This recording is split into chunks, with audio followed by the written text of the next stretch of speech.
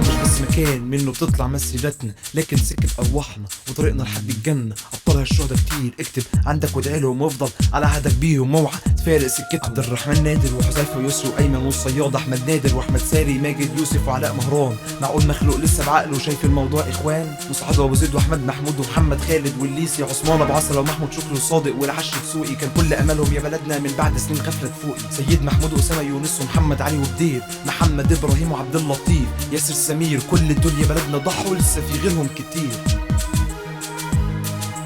كل دول يا بلدنا ضحوا لسه في غيرهم كتير.